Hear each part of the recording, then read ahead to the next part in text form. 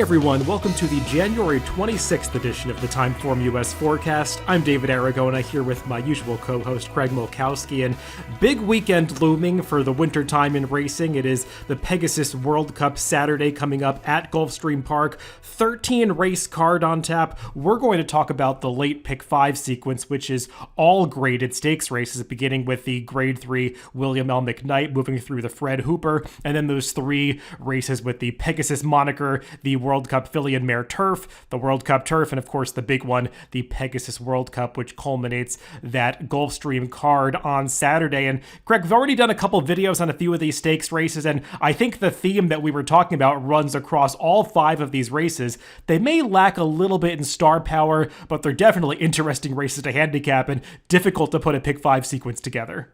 Yeah, the star power thing, I think it's just kind of the way racing's changed. It's a little early in the year. We're coming off a lot of the better horses retired. But as a handicapper, you can't argue about any of these races. They're all pretty deep, pretty contentious, I think. Don't see any real standouts. I mean, maybe you could make a case for a couple horses, but I don't see it that way personally. And honestly, this is one I'm not sure if I'll even be able to come up with a pick 5 ticket. The races are that deep and that strong. It just depends how much money you want to spend.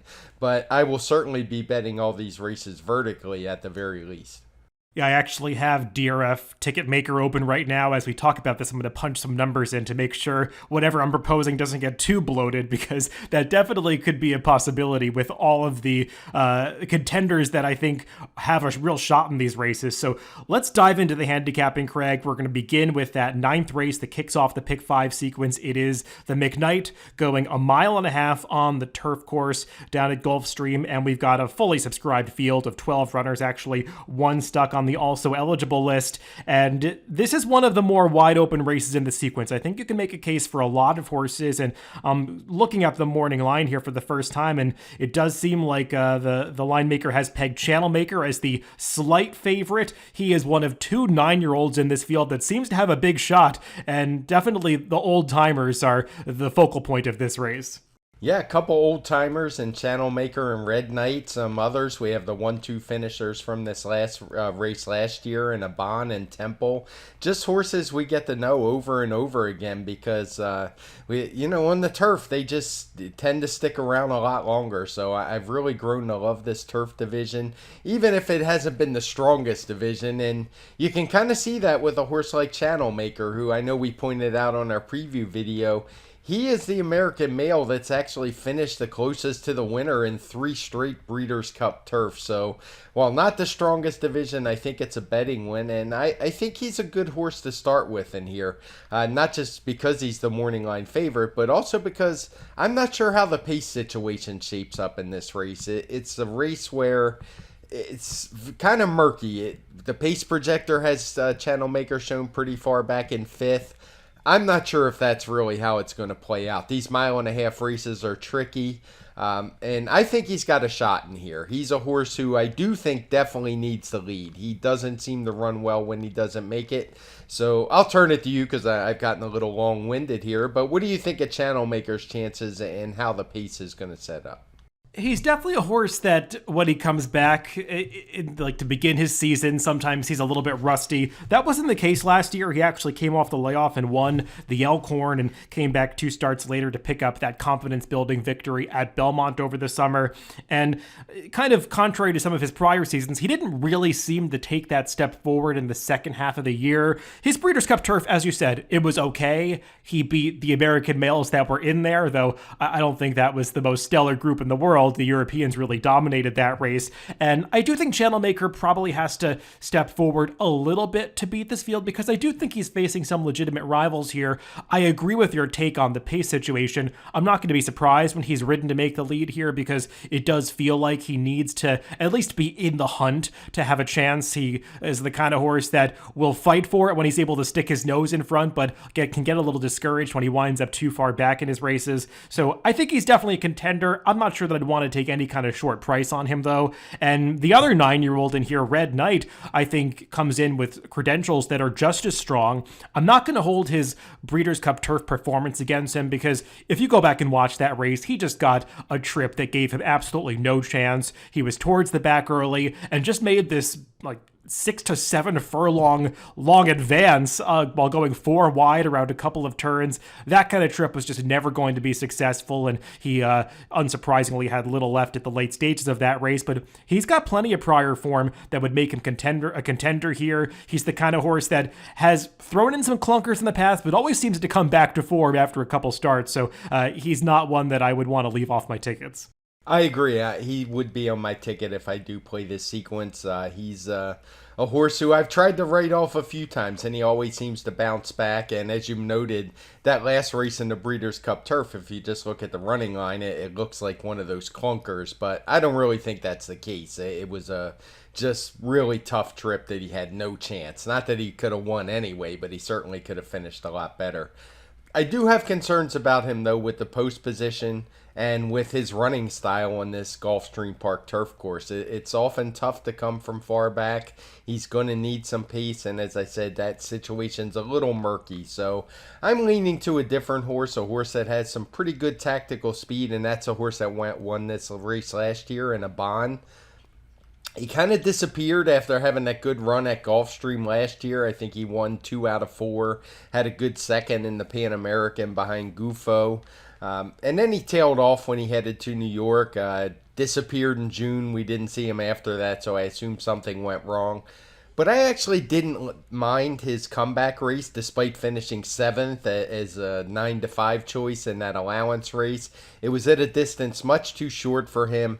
It was a race that just had a suicidal pace. All the fractions are in red. The pace figures in 150s. He was battling with 2 long shots, actually took over, and just didn't quite have that speed that horses are going to have at a mile and a 16th. And I like that he's getting back to a much more comfortable distance for him. Should be forwardly placed on a course that looks like that. And frankly, I was a little surprised he was as high as he is on the morning line. Yeah, I guess the recent form really plays into that, because he has been a little bit off it in recent races. I will say, if he comes back into the form that we saw out of him when he won this race last year, I think he's a major contender here. I do have some questions, but I do generally agree with your take on him, that the last race is probably something that he could have gotten a positive effect from and just didn't really sit up for a horse with his style. So I do expect him to be more effective in here. He's not my top pick, but I would use him somewhere. Mike Maker has 3 runners in this field, and frankly, I don't really like any of them. I guess Temple is the one that people might consider to be the most dangerous, but I have real problems with this horse. He's struggled to even finish his last 2 of his last 3 races. He's actually been pulled up in the stretch both times, even though it's not noted in the charts. And I have serious concerns about this horse's physical condition at this point of his career. So he's not for me. I'm going in a different direction to a bigger price. The number 3 Palo Alto is a horse that I want to use prominently. He has not gone this far in his prior U.S. starts. He's made 4 runs in the U.S. so far for trainer Graham Motion, but he is a horse that had tried to stretch out in the past when he was racing in France. Actually, if you go back to 2020, when he was a 3-year-old, he was a close third, just barely beaten out of second in a Group 2 event going a mile and 9/16, so just beyond a mile and a half. And I like the way he finished off that race when I went back and watched it, and they've never really tried to go that far with him again ever since, but he definitely has a pedigree to go farther, and I don't think that his U.S. form is nearly as poor as it might seem. He ran twice at Aqueduct last fall and really had no chance in either race. The Knickerbocker was a rail-dominated race that had a slow pace. Horses didn't close that day. He was wide around both turns. Similar situation in the Artie Schiller, though he did show a bit more tactical speed. It was another day at Aqueduct where the inside path was a real advantage, and he never saw it at any point. His Fort Lauderdale wasn't the best effort, but I'm intrigued by him stretching out in distance. I think he can show a bit more tactical speed going longer and be in a position to win a race, which really has not been the case in a lot of his U.S. starts. Yeah, I have no problem with that. I think he has dirtied up form. I really liked his debut in this country when he shipped over, ran at Pimlico, ran a good second behind a really good horse Set Piece, who is pretty accomplished. So things didn't go his way, but you were able to kind of explain some of those away. I didn't like his Fort Lauderdale, but as you say, maybe the distance will help him here. Of the Mike Makers, the one horse I would maybe give a look to is Value Engineering, a horse that changed barns into the Mike Maker barn from Chad Brown. And I liked what I saw in that off-the-turf synthetic, the Jerkin Stakes. He is the one horse who, I mean, there's others in here who like the distance as well, but I think that showed it's probably what he's going to want. Maybe he just really likes the synthetic service, but he ran an improved speed figure that day to what he'd been running. So I would be willing to give him another shot as a C-type horse. Let's move on to the next leg of this sequence. It is the Grade 3 Fred Hooper Stakes. This one is going the one-turn mile on the dirt at Gulfstream for older horses. And we've got a field of 13 was entered. I think one of them has already been withdrawn, the number 5, Hoist the Gold. So we're going to go with a field of 12 here if it holds together from here. And there's a lot of speed in this race, Greg. You can see it on the pace projector. A lot of runners that want to be forwardly placed. That red flag indicating a fast pace is showing up for this race, unsurprisingly. And maybe that helps the morning line favorite, the number 1, Miles D, but this horse has a lot of questions to answer. He's been more of a stamina-oriented runner in the past. He's done better in races going 1 1/8, 1 1/4. He was third in the Travers back in 2021, but a long time has passed since then. He's been off for nearly a year, and I wonder if this is just a starting point for him, and maybe this is going to be a little cut shorter than he really wants to go, this one-turn mile. I agree with that. I'm not a big fan of his in here, particularly once he drew the inside post, because it's very easy to see him getting shuffled back at a distance. It's probably short of his premium. And as you mentioned, there's question marks anyway. He's a horse who kind of vanished after the fairgrounds. He had some works going after that race and then just kind of dropped off the work tab for a good 4 or 5 months, I think it was. He's been working really steady since October, but he's not for me in here, particularly at a short price. The fast pace is not ideal, I don't believe, for a horse coming off the layoff. It's not like he's some big, deep closer when he wins his races. So I'm looking in some different directions, and I'll just jump right to the horse that I actually really like that's a big price in here, and that's the 2-horse Noble Drama. Obviously, part of it is the setup that he's going to get. When you look at his race at Tampa last time, he basically had no chance in there. He turned back in distance. There was no pace in that race. There was some pretty solid sprinters in the field, and he was still coming on late. But it's a race before that catches my eye. It's one that has a similar setup to what we're probably going to get on Saturday. And he was able to get up and get the job done. The horse he beat that day has since come back to win. When you look through the chart of the race, it's a really strong race. He ran a 1:16 speed figure, which fits just fine in here. So he's one I'm going to be looking to make a score on Saturday.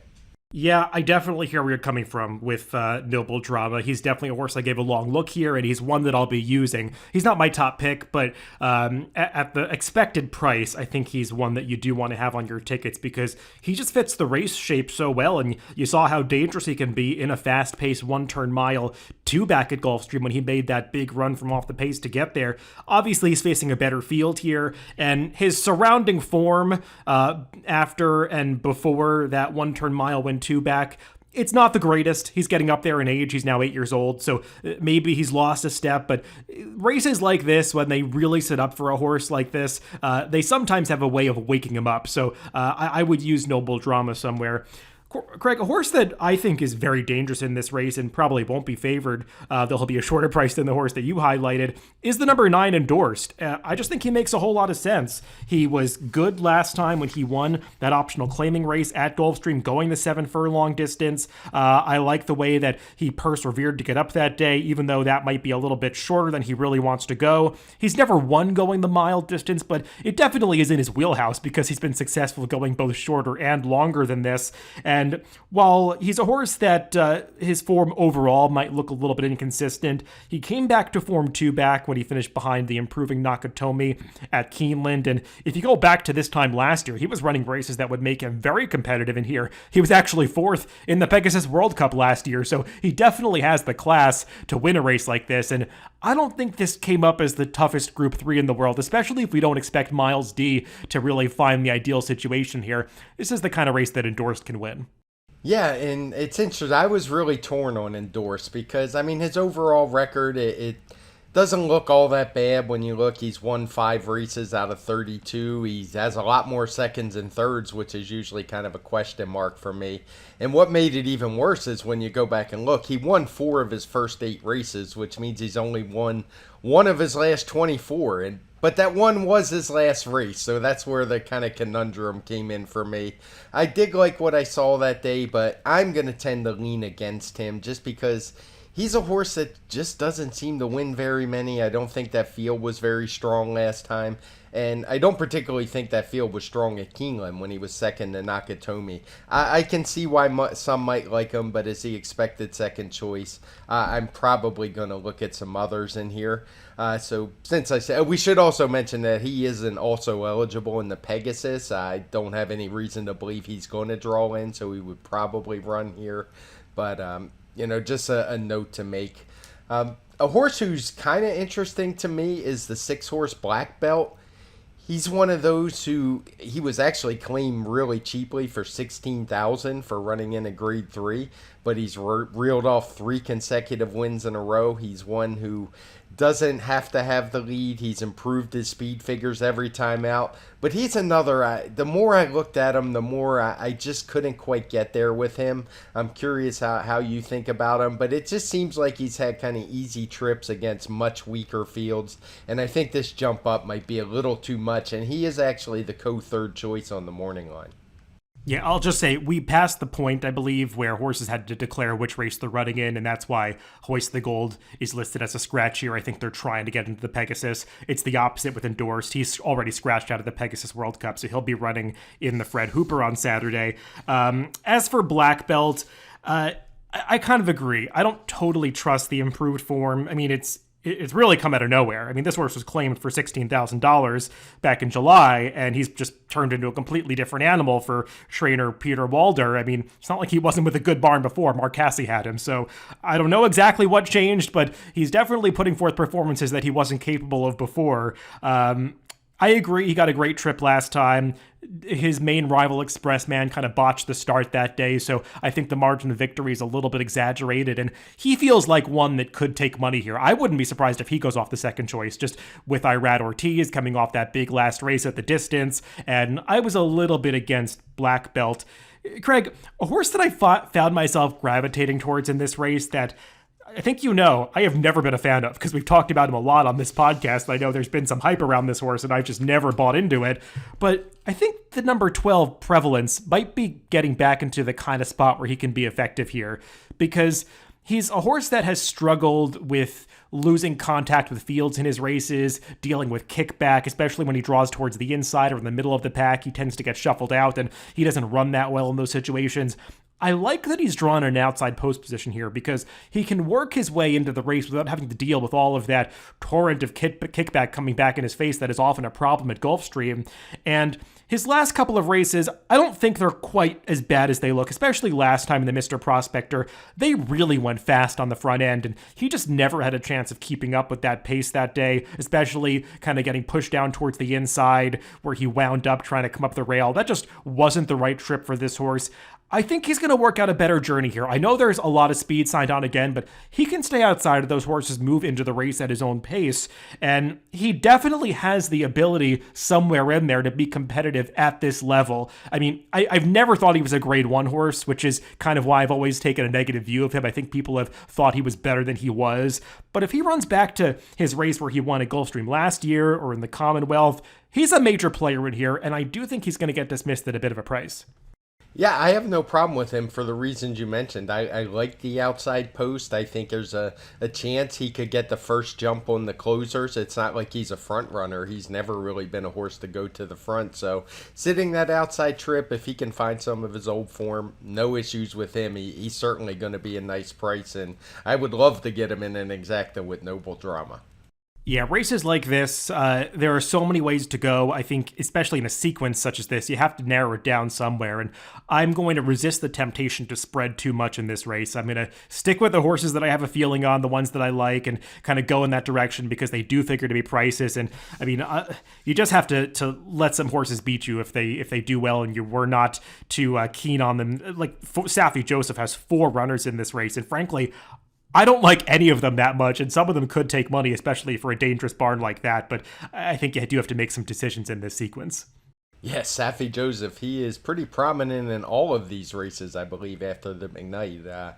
But I'm with you. I wasn't a big fan of any of the horses in this particular field.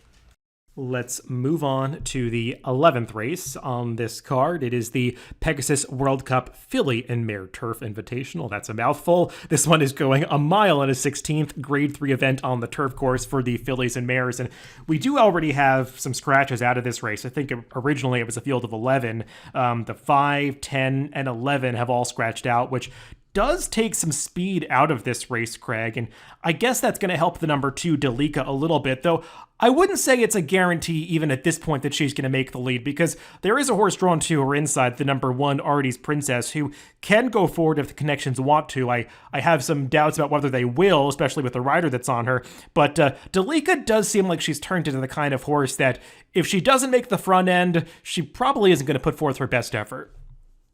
Yes, I was torn on her. It's a tough call with the horse to her inside, who seems to be the only one that could challenge, and I wouldn't be all that concerned about it because she could just sit right off her flank, I think, having drawn outside of her. But there is some concern, as you mentioned, because when she doesn't make the front, things generally don't go very well. She has run okay pressing another horse in a fast pace before back at Delaware Park, so that gives me just maybe a little bit of hope, but that was also at a much longer race, I believe. So it's a tough call for me. I think there are some others in here. The morning line favorite, I think, is the one who has even more questions about her. Shanti Sara, she was a horse who was having a really bang-up 3-year-old season after she won that QE2 Cup at Keeneland. She kind of vanished until the next spring, showed up at Keeneland, was beaten by Regal Glory that day, which there's no shame in that. She ran a good second. The problem I have with her is that she then disappeared for another 6 months, showed up at Keeneland again in a new stake, I think, that they made up for Breeders' Cup Day, and she just didn't run at all. I think it was the last race on after the Breeders' Cup Classic, or maybe it was on Friday. I don't remember which day it was, but she just had no run at all, and I have concerns taking a short price on a horse like that who was even money. And I didn't really find much of an excuse that day either. She lost to another horse in here, Waka Naka. So curious how you're looking at Shanti Sara.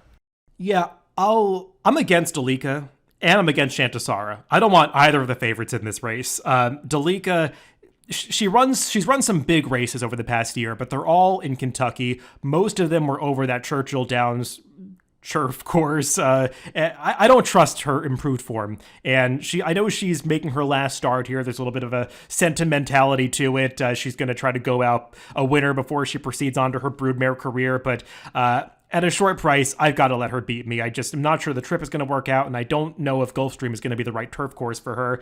And Shantasara, I agree. She has even more questions to answer, and I have real concerns about her at Gulfstream too, because let's remember, she has these 2, or I guess 3 gigantic speed figures on her card, but the 2 that I think really jump out at you are her QE2 and her Jenny Wiley, when she finished a length behind Regal Glory, and those best races in her career came over turf courses with some given them, especially her big breakout effort in that QE2 victory at the end of 2021. That was a yielding turf course.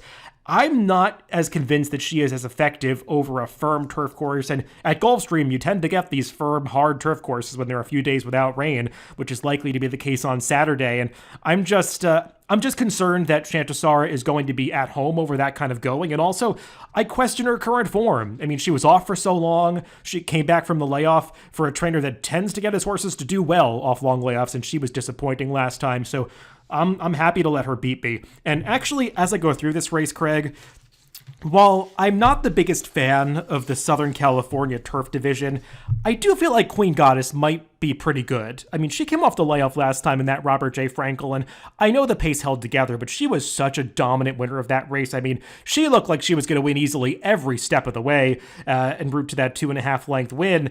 And she's coming in here as another horse that has some tactical speed.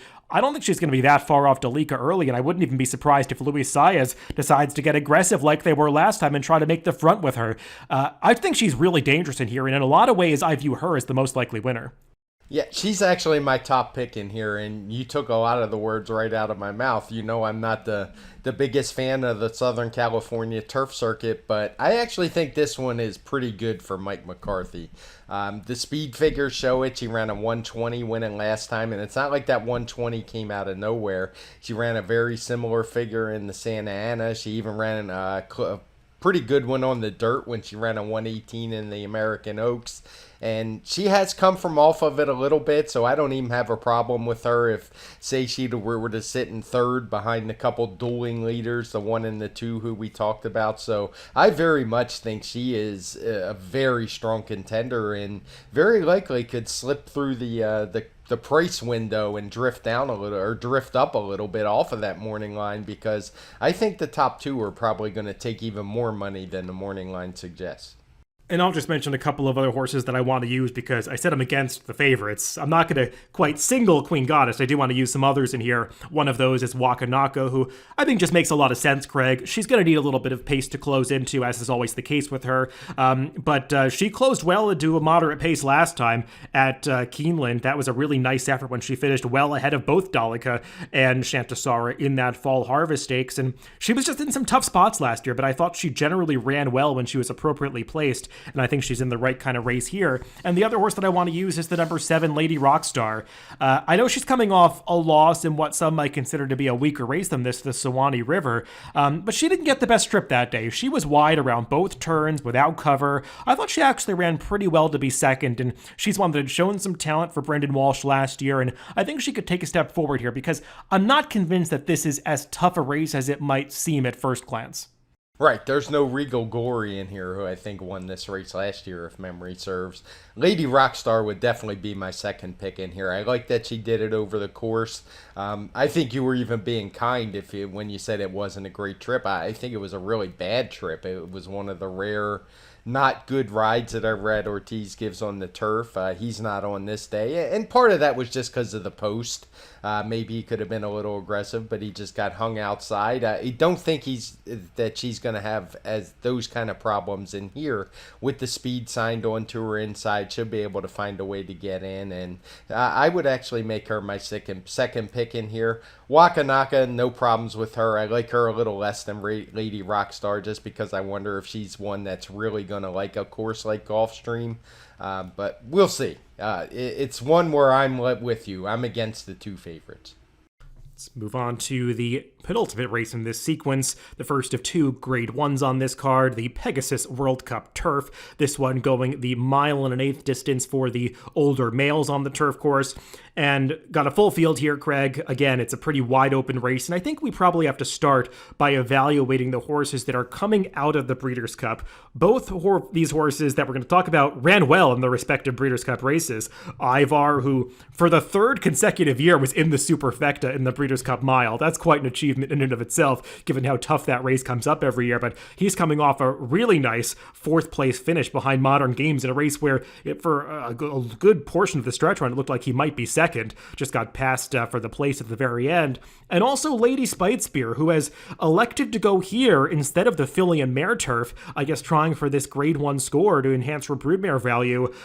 She's coming off a really nice effort behind Tuesday in Italian in the filly and Mare Turf.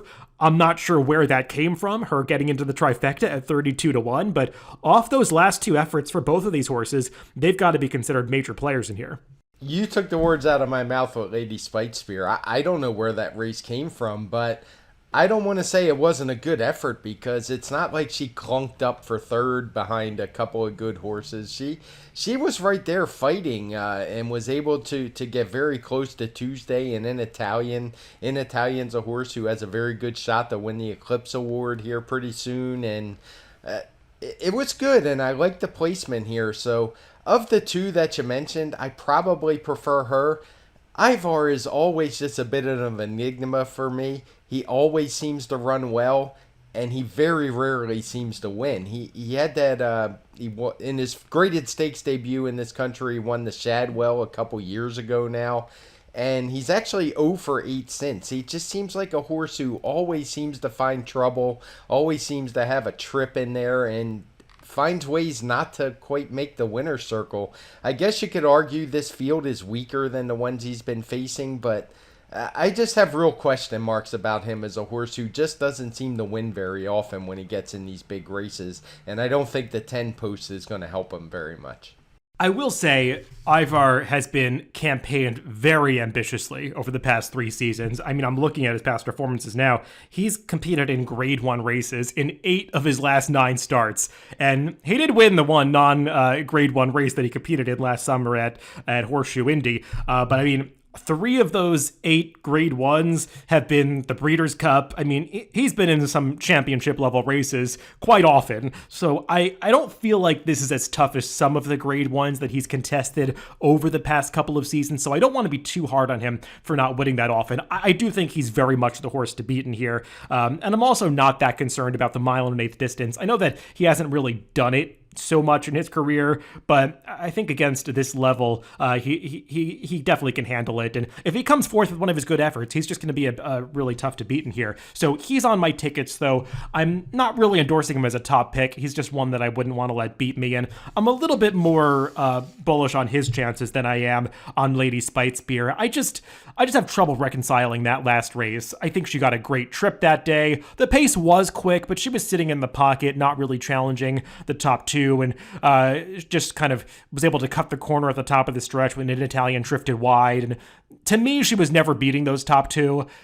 So I don't know how much credit I really want to give her. And off her prior form, she'd be a 20-1 shot in here. So I don't really know what to do with her. And I'm tempted to kind of leave her out. But there are a lot of other ways to go in this race, Craig.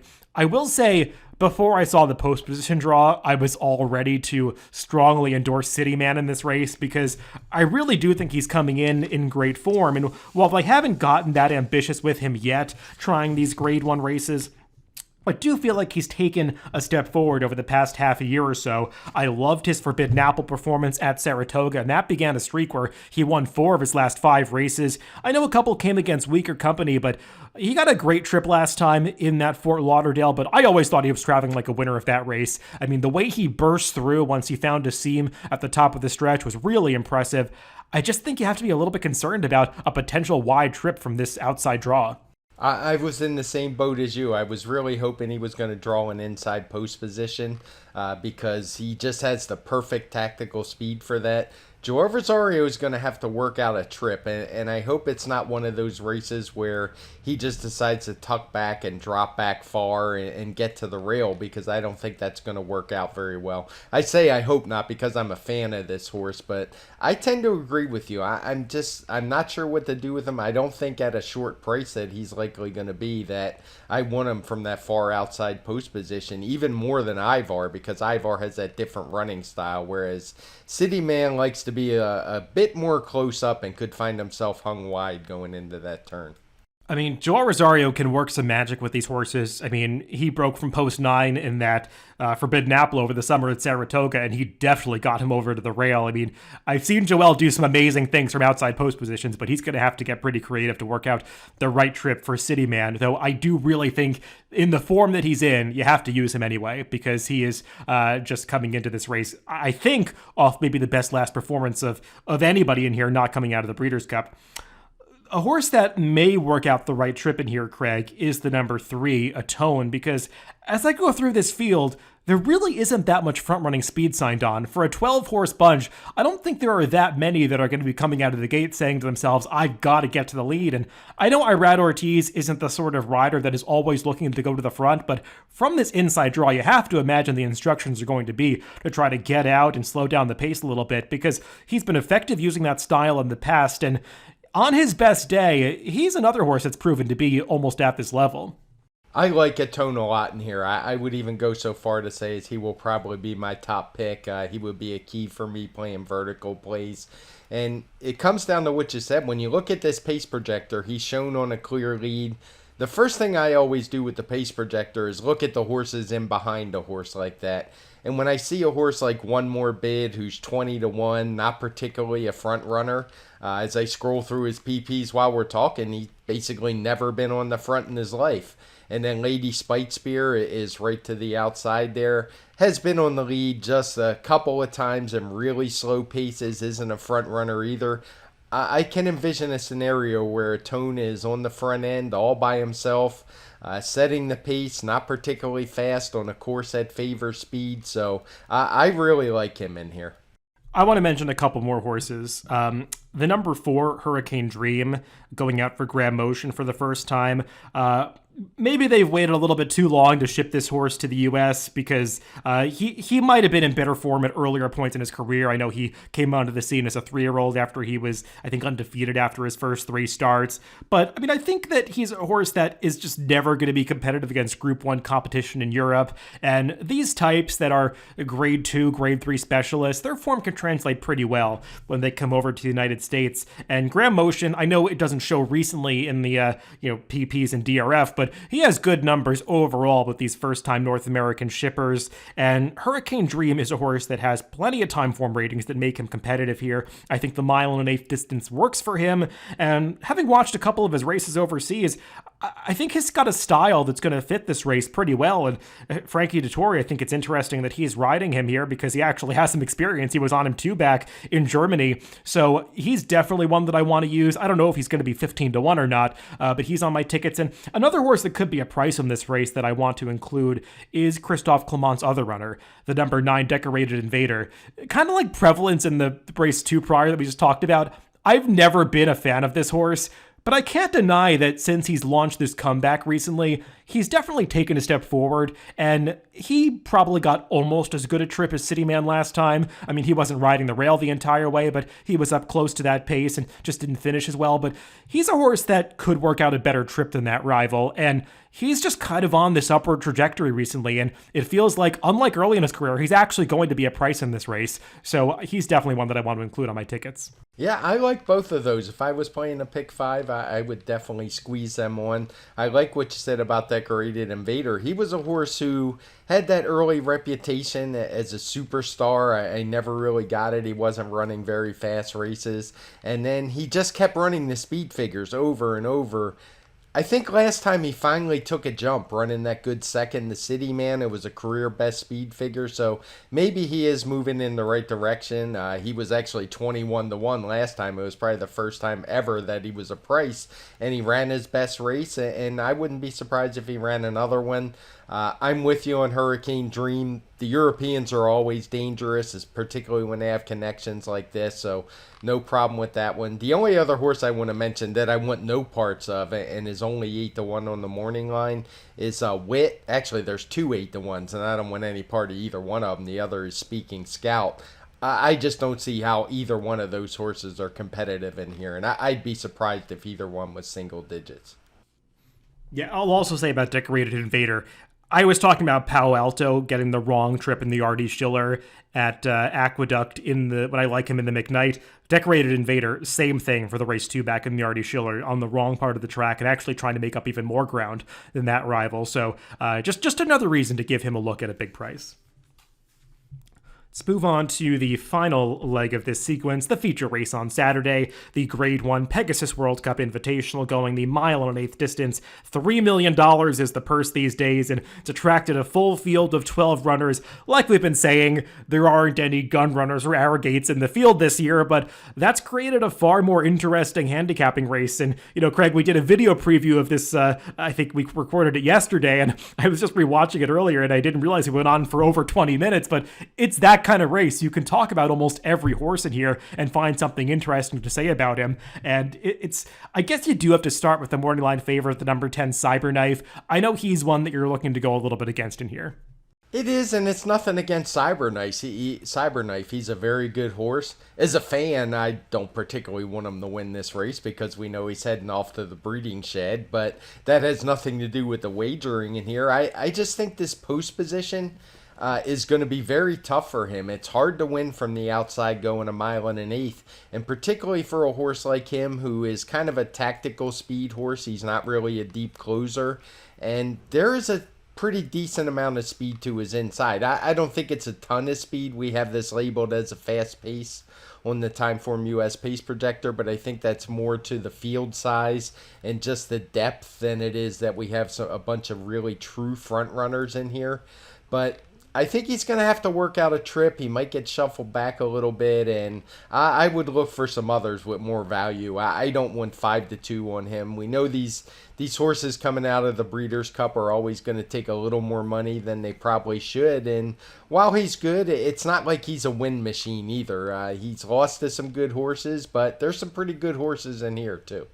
I would agree with that. I don't think he has to win this race. I do view him as the horse to beat. The biggest concern I have is the trip. With all the speed signed on, he might have to find himself coming from further back in the pack than he really prefers, kind of like he did in that Pennsylvania Derby 2 back when he wasn't the most effective. And from the outside post position, you don't want to see this horse get shuffled back too far. So I've got some concerns, but I think he might be the best horse in this race. So he's definitely not one that I'm leaving out, but I think others could offer some better value in here. A horse that I want to downgrade a little bit, Craig, is the number 1 Proxy. I feel like people might look at this pace projector with the fast pace predicted, plenty of horses that want to be forwardly placed, and just say, well, he's the right closer to take because he's the best of those that are going to be running late outside of Cyberknife. I'm just a little bit concerned that he's going to work out the right trip because I think he runs his better races when he can be a little bit closer to the pace like he was in that Clark last time, and he might be out the back door here if they go quickly up front, kind of like he was in that Stephen Foster 2 back when he just seemed to get disengaged on the backstretch, and Joe Rosario seemed to have trouble even keeping him involved in the race, and he was running on best at the end, but was just well beaten at that point. I'm a little bit concerned that Proxy's just going to have too much to do in here. Yeah, I can see that. I mean, maybe he'll work out a trip if things get crazy up front, but he's only won 4 races in his life. 2 of those he won wire to wire early in his career. Last time he was sitting second in just a 6-horse field and a slow pace. The one time he came from a little bit off the pace was a pretty weak allowance off a long layoff at the fairgrounds in just a race that also had a fast pace, but not much competition. So much tougher spot here. I think he'd be more of an underneath horse. Particularly, he's going to take some money off of that Clark win, and the Clark is a grade 1. It was a grade 1 in name only this year. I mean, when you look through that field, more like a grade 2, maybe even a grade 3. So his connections will take the grade 1, but I'm not as high on him. The main 2 horses I'll like in here, I'll start with the one who would, I guess, be my second choice, and I know that you like some in this spot, is Defunded coming in for Bob Baffert. He's a guy who doesn't ship to Florida very often, but he's won this race at least twice that I remember off the top of my head. And Defunded is just coming in great form. He looks to make the lead in here, similarly to how I mentioned in the last race. When I look at the pace projector, he's shown alone on the lead. We have it as a fast pace. I've already talked about that. But when I look at the 2 horses in behind, I see Riding with Biden, a horse who's not particularly fast, and Stiletto Boy, a horse who very rarely ever makes the lead in his races. The one time he did, he ran huge in the Californian, but it doesn't seem to be his style. I'm often a bit perplexed why they're not more aggressive with him. They're going to have to be aggressive with Stiletto Boy from the 11 hole, but I don't know if is fast enough to get in front of Defunded and cause him any real trouble before the turn. So I think he's really going to be dangerous on the front end. The other horse that I like in here is one of the horses that we all got to know last year during the Triple Crown campaign, and that's the 7 Skippy Longstocking. I thought he was a good, solid performer all year. He finally got his nice win in the West Virginia Derby, ran really solid speed figures all the way through, and I actually liked this race in the Harlan's Holiday. When he came back, was able to win pretty easily. Ran another 125 speed figure, and is a lately raced 4-year-old, a horse who can get a trip. He has tactical speed, but it's not like he has to be on the front end. I'm looking for some improvement for him and think he's going to run a strong one as well. Yeah, I mean, I think they're both horses you can use it here. I obviously like Defunded more than Skippy Longstocking. Skippy Longstocking is a horse that is coming out of a Harlan's Holiday that got a gigantic speed figure. I'm not quite sure that I buy the performances of the horses in that race getting that number, even though it makes sense within the context of the day. Just visually, it didn't feel like that strong a race to me, and I think Skippy Longstocking is going to have to do better than that race and beating We the People in the West Virginia Derby to win a race like this. So I'm not really sure where his talent lies between those two performances and when he was facing some really good horses in the Pennsylvania Derby 2-back. So I get it with him. I just wanted to go in some different directions, especially if he's going to be a similar price to the horse that I like the most, and that's Defunded. And I think you made the case for him pretty well, Craig. It just seems like he's come to hand in his last couple of starts. Bob Baffert has been quoted as saying that he was just kind of mentally coming undone at Del Mar this summer, and that's one of the reasons that he didn't run well there. He's kind of calmed down since then. You would hope that he's able to keep his cool coming to Gulfstream, because I know you were pointing out when we did our preview yesterday that Bob Baffert said he didn't really handle the ship that well when they went to Churchill for Derby Day back in 2021 when he ran at the Pat Day Mile, and he's been concerned about shipping this horse because he can just be a little bit of a head case. So, I mean, you do want to pay attention to how he's doing before the race, but I just think his recent form is really strong. I wasn't totally convinced of his performance in the Awesome Again at the time, but that's come back to be a stronger race than I thought at the time. I mean, Country Grammar won his next start, I believe, with an improved speed figure in the San Antonio. Slow Down Andy came back to be a strong third just behind Cyberknife in the Breeders' Cup Dirt Mile in his next start, and he was just dominant last time in that native diver against, albeit overmatched competition, but that 126 TimeformUS speed figure is going to make him really tough here if he can repeat it. And I don't know how much shorter he's going to go than 6-1. I don't know how short anybody can be in this race, but he does have Bob Baffert and Irad Ortiz in his corner, so I won't be surprised when he does take sub money in here. But he's just the horse that I think is coming in good form, where I have questions about some others and the races that they're coming out of. So I'm going with Defunded in here, and this is just a race where I had trouble warming up to anybody else too much, Craig. I mean, I'll give a slight push to the number 9, Last Samurai, as a horse that I think can pick up the pieces to maybe, complete a trifecta, because I do think he's finally going to get in a race with a faster pace as a closer. But as far as win contenders that I want to use in a pick 5 sequence, there aren't too many beyond Defunded and Cyberknife. Yeah, I can see that. I mean, other than I like Skippy Longstocking. I guess some others that maybe people will fancy. Get Her Number ran a nice race in the Cigar Mile.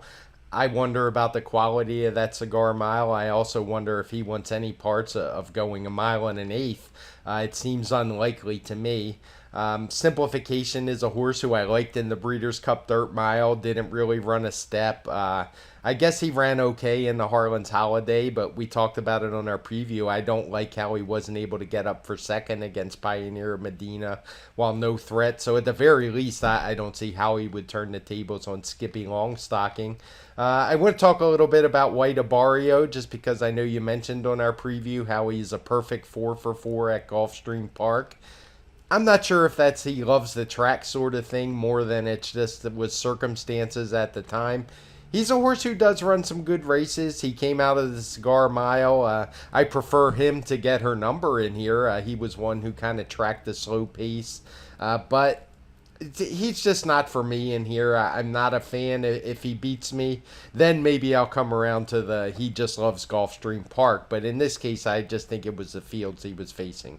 I think we've covered a lot of the contenders that we were interested in talking about, Craig. So why don't we transition to go right into our ticket structure discussion, recapping some of our opinions. And I was kind of making some notes in Ticket Maker as we were talking. So I'll go first this week since I have my thoughts collected right here. And in the 9th race, that McKnight, I'm going to start off by using 2 A's, the 3 Palo Alto and the number 11 Red Knight. And I would use a couple of B's as well, the number 4 Bon and the number 7 Channel Maker, and those are the 4 that I want. I'm going to try to get through this race with them. I know that some might be tempted to spread a little bit beyond those horses, but I'm going to try to focus on them and get one of those prices home, particularly Palo Alto. In the 10th race, the Fred Hooper, I'm going to try to narrow this one down. I like Endorsed, and I like Prevalence, and they're going to be my 2 A's in this race, hopefully at prices. I'm not using Miles D at all. If he wins this race, I'll happily be out of this sequence. I think the value in here is going against him. I will use the horse that Craig mentioned, Noble Drama. He's going to be a B for me, so he'll be one of the backups in there, and I really don't want anybody else in that race. Moving on to the turf portion of the sequence, the Pegasus World Cup filly and Mare Turf, I am not going to use either favorite. No Dalika or Shantasara on my tickets. Queen Goddess is my A, and my 2 B's are Wakanaka and Lady Rockstar. In the Pegasus World Cup Turf, the 12th race, I'm going to spread the most in this one. I think I got 4 A's written here. They are Hurricane Dream, Decorated Invader, Ivar, and City Man. I want to have coverage to all of them because I like them all in here. Not using Lady Spitespear. If she wins this race, I'll happily lose. And I will use a little bit of a tone, the horse that Craig likes. He'll be a B for me.